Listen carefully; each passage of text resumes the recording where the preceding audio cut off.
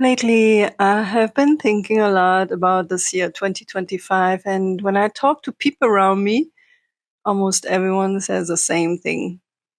This year felt long, it felt heavy, not loud or dramatic, just quietly exhausting. And maybe as you're listening right now, you asking yourself the same question. Why did this year feel so draining? Before we dive deeper into this episode, let me quickly introduce myself. I'm Sunny. I work with musicians, studied music business and film production, and I live somewhere between music, film, and social media.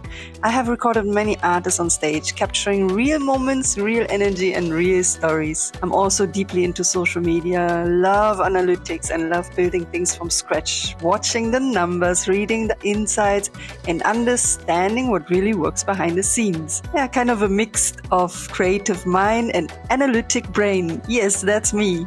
This year started with a loss. I lost someone who inspired me deeply. Someone who shaped how I think, how I create, how brave I allow myself to be. And losing someone like that doesn't only mean I'm missing him. It also means grieving the version of myself that existed when he was still around. I don't know if you know what I mean. I mean, is there a version of yourself you have been missing lately? Life doesn't stop when loss happens.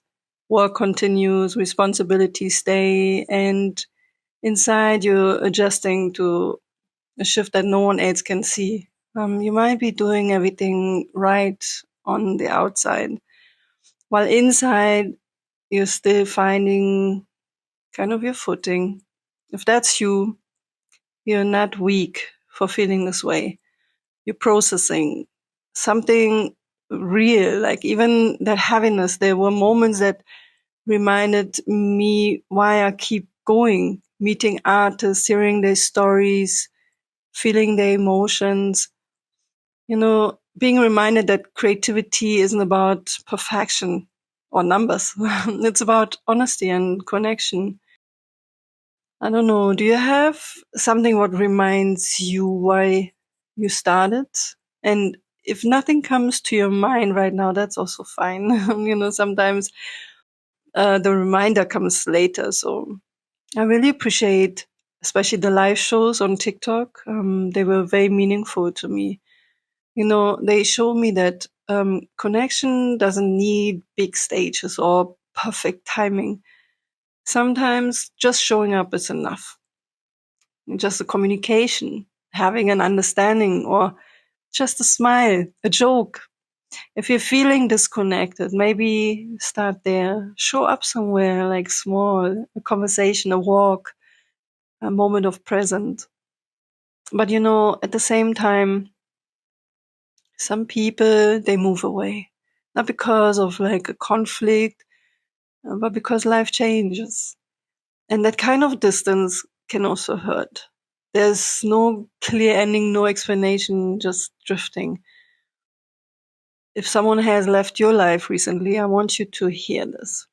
It doesn't erase what you shared. Some connections are meant to shape us, not to stay forever.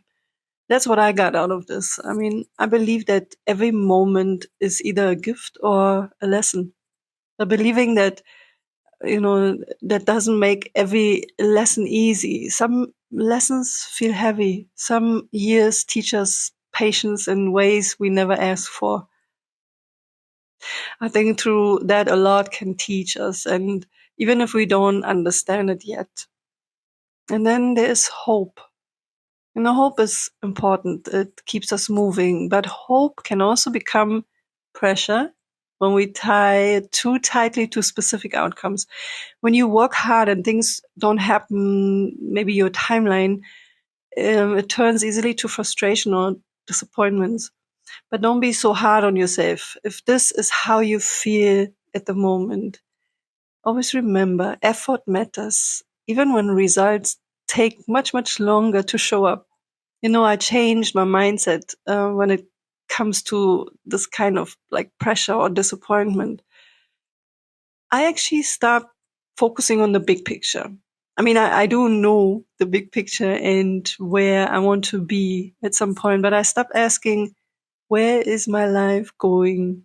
And I started asking, what can I do today to take care of myself? And maybe that's a helpful question for you too. Not tomorrow, not next year, just today. Like some days, taking care of yourself means really without guilt. I had to learn that.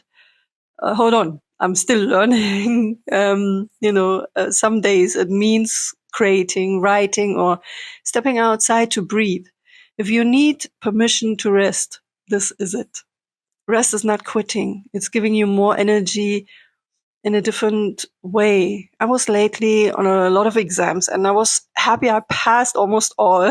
Exactly on the 23rd of December, I got the bad news that I failed in one. The good thing I can repeat it. The bad thing, I thought I could rest a bit for, the next couple of days. And I tried really hard to force myself not to think about it. I couldn't. See, I wasn't really relaxing, and I did write the exam again on the 25th of December. Was it a good idea? I think in this case, I can say yes, because these exams lead me to do something I wish for, and my effort going into it again was really strengthened me. So if something positive and it's not dragging you down and it's not something by force, then do what you think is best. I could have actually spent the next days just to be down. That's something I don't like anyway.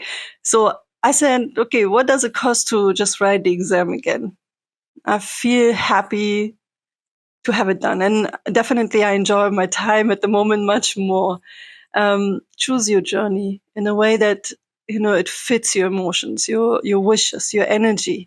It's not always pushing through. Sometimes a strength is noticing that a job, an environment, or a relationship is draining you and deciding to protect your heart.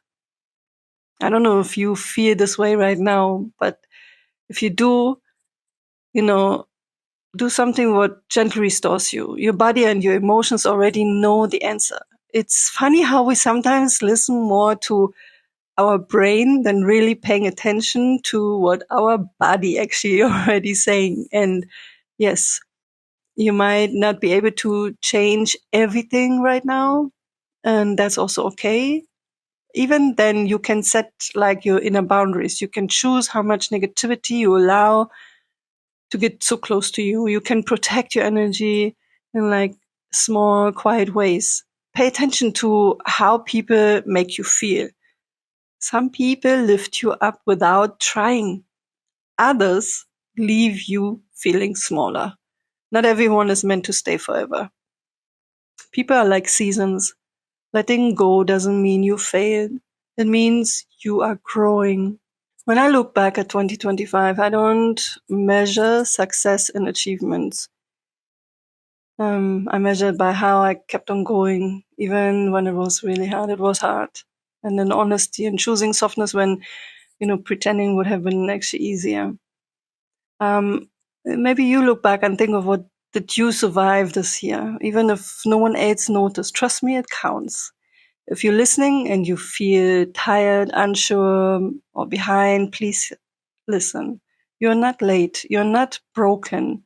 You are in your process, and that process matters. Carry hope, but carry it gently. Let it be trust instead of pressure. Trust that learning is happening, even when it doesn't look like a progress. Like sometimes progress means you just simply kept on going.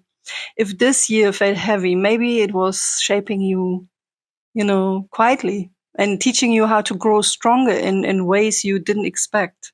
Even the smallest step forward is still a step. Don't be so hard on yourself.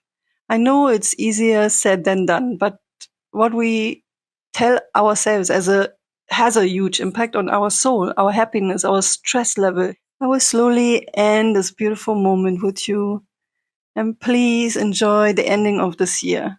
Shift your thought into being proud about yourself, seeing the beautiful things, like reflect on things you're not in control of and let it just be.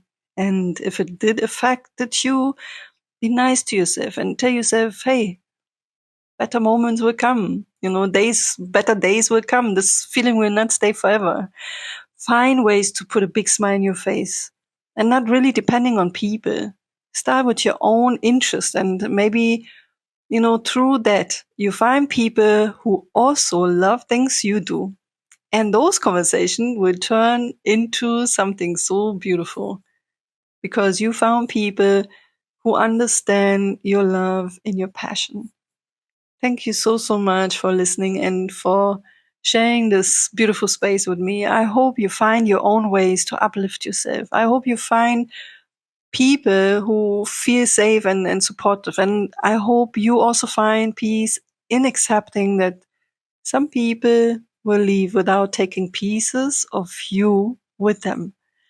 I wish you a successful and a very much happy new year in your own definition of success and your passion and your love. Be gentle with yourself. Celebrate the smallest wins. Protect your heart. And always remember this. Listen, it's already in you. You got this. You got this. Much love. Sunny.